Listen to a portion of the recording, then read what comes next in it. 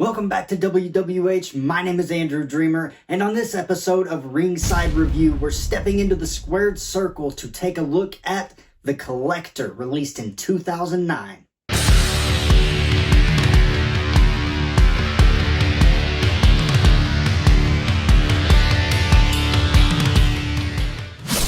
Directed by Marcus Dunstan, this suspenseful horror thriller takes audiences on a terrifying ride through a house of horrors. Dunstan also co-wrote the screenplays for Saw 4, 5, 6, and 7.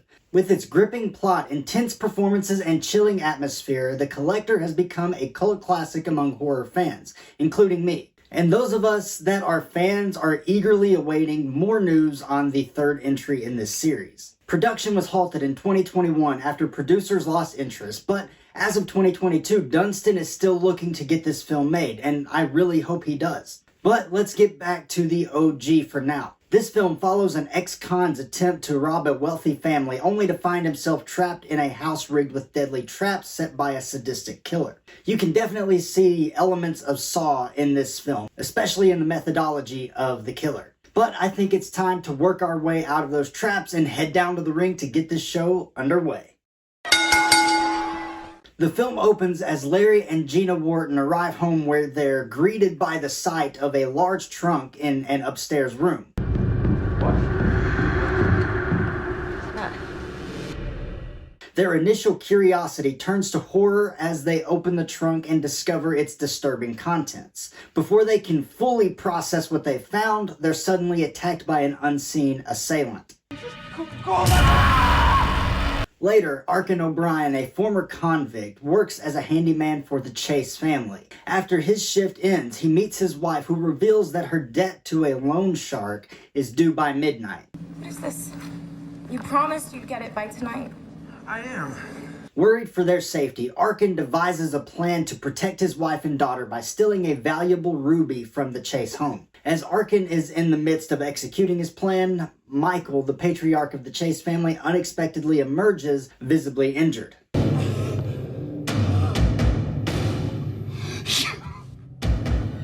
Why? Before Arkin can react, Michael inadvertently triggers a concealed trap and a masked assailant swiftly intervenes, dragging Michael into the basement. Frantically attempting to summon help, Arkin reaches for the phone, only to be met with a vicious spike concealed within, causing a painful puncture to his ear.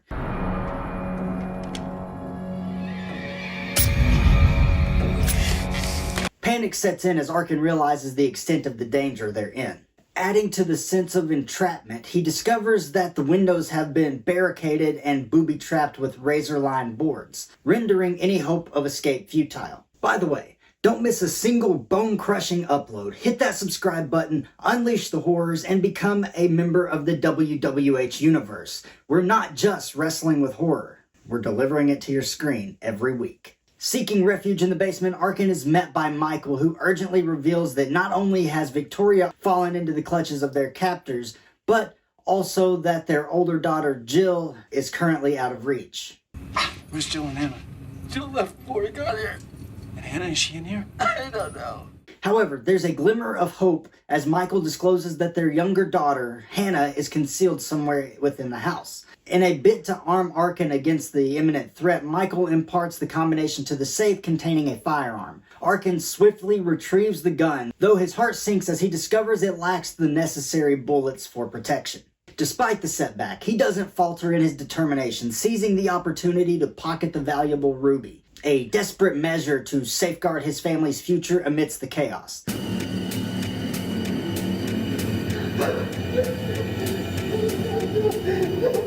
As Arkin searches the house, he stumbles upon a trunk, inside which lies a bloodied and terrified Larry. In a hushed and trembling voice, Larry reveals to Arkin the true nature of their assailant. The masked figure is a sinister collector who, in a twisted game of sorts, selects one individual from a household to spare and takes the rest as victims, ensuring that no one escapes alive. The horrifying revelation sends shivers down Arkin's spine, and he realizes the urgency of his situation. Fearing for his own life, he decides to flee, only to be met with a grim sight as he discovers Michael's lifeless body. The realization of the collector's brutality dawns on him, and he's left with little time to process as he stumbles upon Victoria, who is being mercilessly tortured.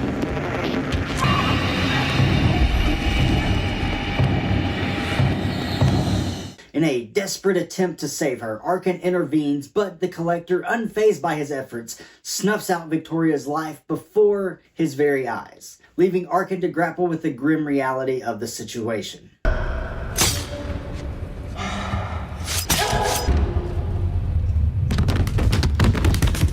As Jill arrives home with her boyfriend, Chad, they are both caught off guard by the sudden chaos unfolding around them. Chad's life is tragically cut short when he is brutally pushed into a room filled with menacing bear traps, leaving Jill in a state of shock and despair.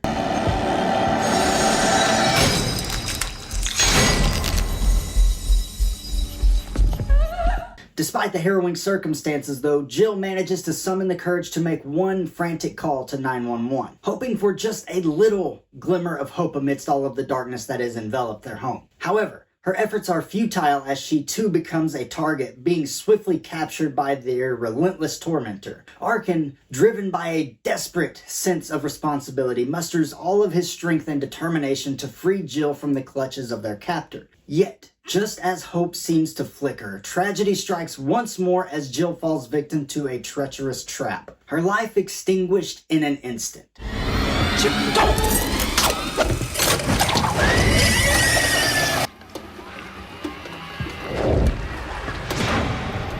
Faced with the heart-wrenching sight of Jill's lifeless body, Arkin grapples with a tumultuous mix of emotions. However, his resolve remains unshaken as he refuses to let the Collector claim yet another innocent victim. Despite the looming danger and the perilous odds stacked against him, Arkin chooses to re-enter the house, driven by a newfound determination to confront the Collector and protect the one remaining beacon of hope in this nightmarish ordeal, Hannah. Arkin meticulously sets up a trap in a desperate attempt to ensnare the Collector, but tragically it backfires, resulting in the unintended death of Larry. With a heavy heart, Arkin quickly directs Hannah to safety, urging her to hide in the basement through a laundry chute. However, before he can follow suit and seek refuge himself, the Collector strikes, capturing Arkin and subjecting him to a merciless, brutal bout of torture.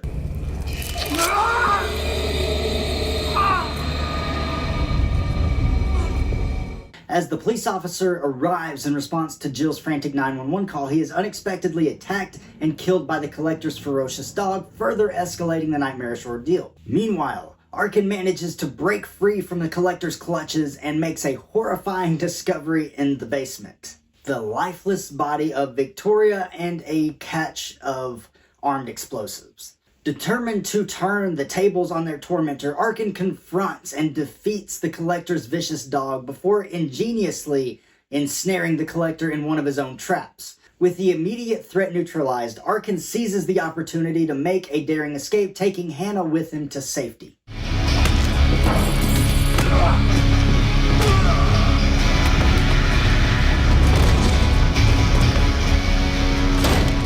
In a desperate bid for help, Arkin rushes onto the road to flag down passing police officers, only to be struck by one of them.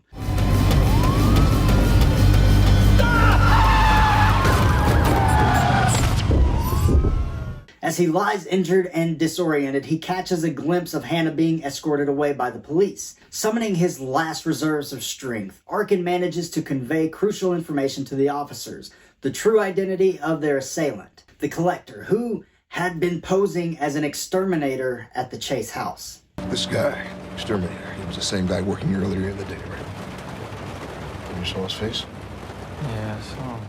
Despite Arkin's valiant efforts, the explosives in the basement detonate, but the Collector, cunning and elusive, narrowly escapes, unscathed. The situation takes an even graver turn as the Collector, undeterred by the failed explosion, launches a deadly ambush on the ambulance transporting Arkin to the hospital. In the ensuing chaos, the Collector mercilessly takes the lives of everyone except for Arkin, whom he cruelly kidnaps, leaving a trail of devastation in his wake.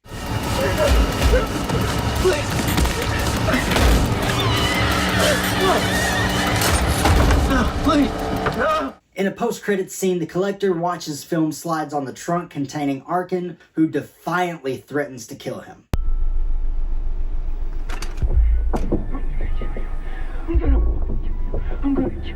This leads right into the sequel, which we could take a look at in the future. As I said, I really enjoy this movie. The word that comes to mind is fresh or unique. This came during a time where the biggest slasher franchise was Saw, and this felt like getting back to basics just a little bit, while maintaining the elements of Saw that I really like. We will look at the positives and negatives of the Collector, but first we do have to take a short break, so stick around for more WWH action. If you're looking to save 20% from Redcon, I have a deal for you. When you're checking out, type in code AndrewDreamer12 and you will immediately receive 20% off your order. Also, head over to ProWrestlingTees.com/AndrewDreamer to check out some of my merchandise. And last but not least, head over to Patreon and consider becoming a member of the WWH Universe. There are a lot of cool perks and we would love to have you. Welcome back. Let's fight our way out of this trunk and head back down to the ring for the positives. The film presents a unique and intriguing premise with a cat-and-mouse game between the protagonist and the antagonist in a trapped house setting, which is not typical in horror. The great thing about Arkin is that he is flawed himself. He's committing a crime and he gets caught in this twisted nightmare. But even under those flaws is a man who loves his family and is willing to do whatever it takes to keep them safe and provide for them. The film also has amazing visual style and cinematography, using lighting and camera work to enhance the suspenseful atmosphere. The movie's soundtrack, composed by Jerome Dillon, even adds to the eerie and suspenseful atmosphere, enhancing the overall experience for me. Finally, the movie delivers on the gore and shock factor, providing some intense and gruesome scenes that are memorable for people like me who enjoy the genre. But let's switch gears now and look at the negatives. Some of the characters in the film lack depth and development, making it difficult for the audience to connect with them or to even simply care about their fate. Some parts of the movie are predictable as well. This is where the similarities to Saw get kind of annoying. It comes from a reliance on horror cliches and tropes. And while I do appreciate an open-ended ending, it left me feeling a bit unsatisfied. I understand the purpose and the reasoning behind it, but I kind of wish Arkin got away and just got back to his family.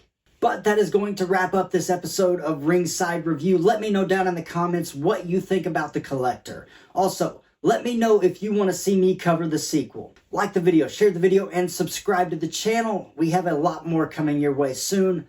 But until then, my name is Andrew Dreamer, and this is Wrestling with Horror.